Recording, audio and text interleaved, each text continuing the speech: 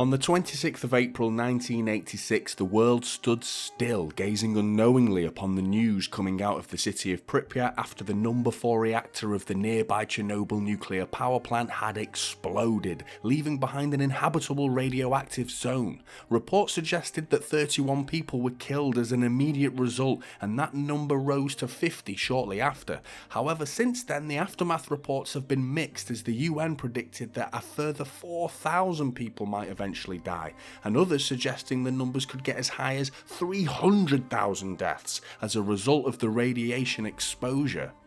Since this tragic accident, we've seen numerous films, TV series and of course video games attempting to tell the story of Chernobyl, either striving for accuracy or completely embellishing the story to entertain the masses. Chernobylite is the latest medium I've experienced that's trying to tell its own tale of the Chernobyl disaster, and it doesn't pull its punches when decorating the original story with a dark and twisted supernatural perspective. Like myself and millions of others, we can often be drawn to stories revolving death and disaster, and maybe morbid curiosity is an inescapable part of life. But why are we so fascinated though? I think this captivation usually comes from the privileged position of safety, when we're seeking a thrill from the mundanity of everyday life.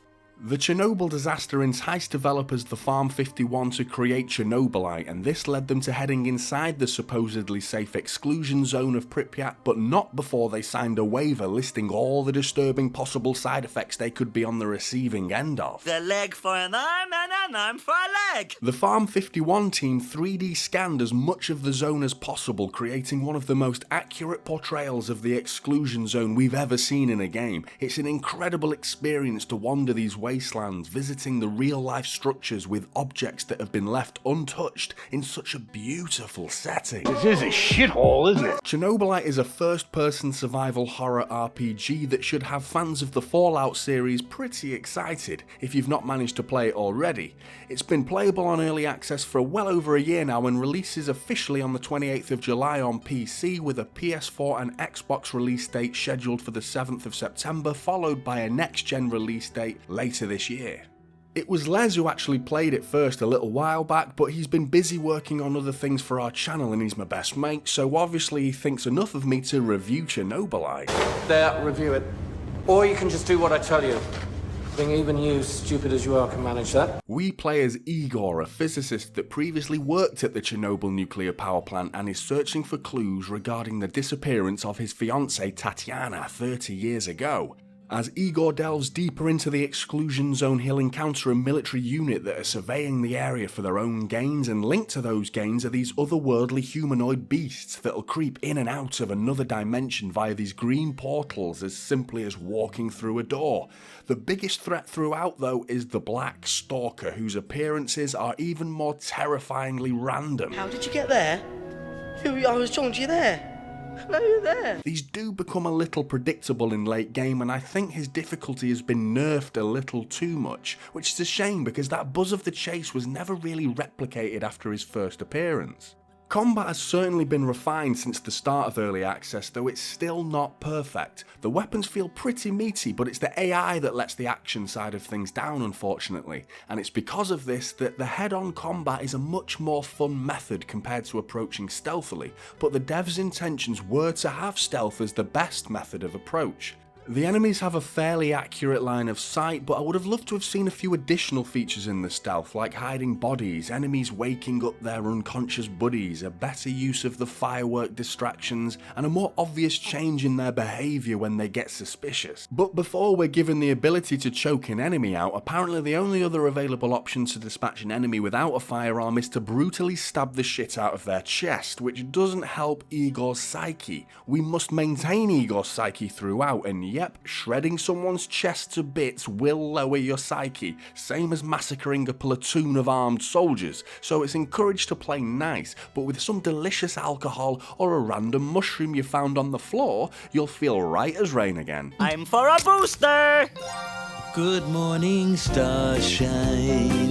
I've mentioned already the ultimate goal is to find Tatiana, but to achieve this goal Igor must grow his team and in turn his base, which is this dingy warehouse with an amazing scouting view over Pripyat acting as the backdrop for our mission plans. As we progress we have the choice to recruit new team members, or you can just ignore them entirely, all of which can affect the final ending. The characters you'll meet offer different skill sets for Igor to learn from, and I thought it was cool to manually learn each skill with that character offering some form of training. Each character is vastly different from one another, each having an opinion on how we should approach the next mission. Opposing or agreeing with a character's suggestion can impact your relationship with them, and these outcomes can often be reversed when the same character has a new proposition further down the line. Speaking with each character was a joy, with some hilarious writing, and the voice acting was pretty great. When set to Russian, that is. I mean, come on, this is Ukraine. Which illiterate person needs to play the game without subtitles and still claims to feel immersed when the protagonist is an Englishman that's some soft-arse sounding wet lettuce without even remotely close to sounding intimidating? Now shoot him, you fool! When there's nobody on earth who isn't terrified of an angry Russian bloke other than an angrier Russian bloke. I'm going to fucking stab you. So yeah, I'd recommend playing it in Russian. There's a stop-start structure to the game which I actually quite liked, as we complete as many missions as possible to gather enough team members together, as well as the necessary gear and information to give us an advantage on the final heist to rescue Tatiana, which is the primary goal of the story, of course. We can send each team member out on missions to hunt down specific needs like meds or food, with a likeliness of completion percentage given before we send them packing. It adds that genuine feeling of steady growth, feeling like we've earned the right to take on that final heist mission. Keeping your team happy as we approach the finale is a simple but rewarding feature, with little details like rewarding a slacker who failed a mission with double food rations to enjoy, and this will obviously please him. But it'll just as easily piss the rest of the group off. The main reason a military force has moved in is thanks to the precious resource known as Chernobylite, this glowing green rock that can be used as a material to build, which I'll get onto shortly, as well as inserting a chunk of this stuff into your handheld teleportation device, and this will open up a portal to return you back to your base. Sticking with the choices in the game, your choices physically change the world around you, increasing radioactivity levels, a stronger military presence, or even a bigger monster presence. These choices can send you walking down the moral dilemma tightrope, and as if your choices weren't difficult enough to begin with, eventually we're given those choices again. These trippy green portals we open don't just take us from one spot on Earth to another.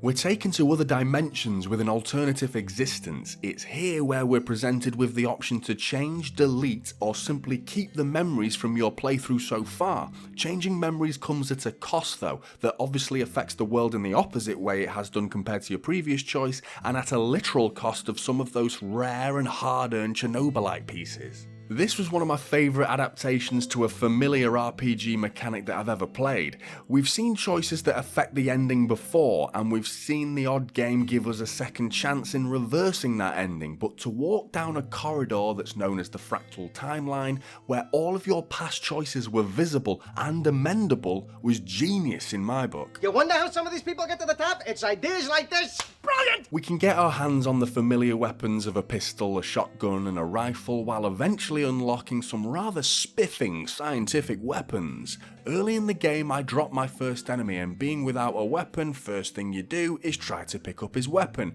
To my horrific trepidation, the weapon was biometrically locked to the soldier whose chest I'd just obliterated with my knife. I actually liked this concept, but it quickly became pointless after you start to find unlocked weapons dotted around the place. It kind of feels like a half idea. This could have definitely been integrated into the gameplay a little bit more, because locked weapons eventually become nothing more than the familiar ammo pickup. Where things get a little more interesting though is the crafting of the weapons, with a very metro, hands-on, apocalyptic style of weapon upgrades, with a good amount of tweaking available to amend all the weapons with new scopes and other gadgets. Oh, I love my gadgets! I love me gadgets! Now, the only way to upgrade your weapons is by, of course, exploring and picking the maps clean of all their goodies. There's a basic loot system with 4 material types of mechanical, chemical, flammable, and the most versatile mushrooms known to man, because who knew that mushrooms can be used to make a nice little single bed and a molecular plasma thrower? So it's not like your in-depth Fallout system with each item being broken down into the many different materials to craft with. It's just these simple 4 things required to craft everything that's available to us. One thing I didn't like when scavenging was the over-dependency on the Geiger counter's extension that could highlight each item in your proximity. It's such a gaming process in such a realistic world, and it detracts from the incredible atmosphere, unfortunately. Everything is so well hidden in the world that it's impossible for you to see anything to pick up until you get close enough for it to be suddenly and brightly highlighted. I would have loved to have a little more subtlety when it comes to scavenging. By all means, catch my attention with a little glisten or something similar to that, but pressing a button to highlight everything around me has never been a good feature in any game, in my opinion, and it's worsened in games that have such a strong emphasis on scavenging. This searching extension can eventually be upgraded to highlight enemies too, and again, not a fan. I was mostly excited by the materials I scavenged for the base building aspect of Chernobylite. I know this is one of those mechanics in games that's either completely ignored after the essentials are built, or if you're like me, you can spend hours and hours perfecting your new domicile. I loved it in Fallout 4 and I love it in Chernobylite. I take such pleasure in popping my builder's hat on, with an inventory packed with mushrooms for making an endless amount of single beds. It just makes me feel like such a macho man, yeah. It surprised me how many structures were available to build, and I can only imagine the devs plan to add to this list, with workstations specifically designed to build certain weapons and armour. Les had already told me there's quite an in-depth base building system, but he didn't warn me that it ranged from simple beds to a suicide machine. You have selected slow and horrible.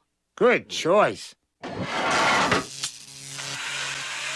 Bring it on, baby!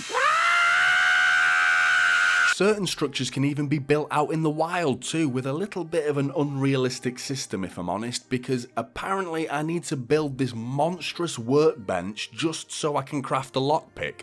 I mean, if I can build this dock-off workbench, then I would have thought I could have whipped up a couple of piddly lockpicks.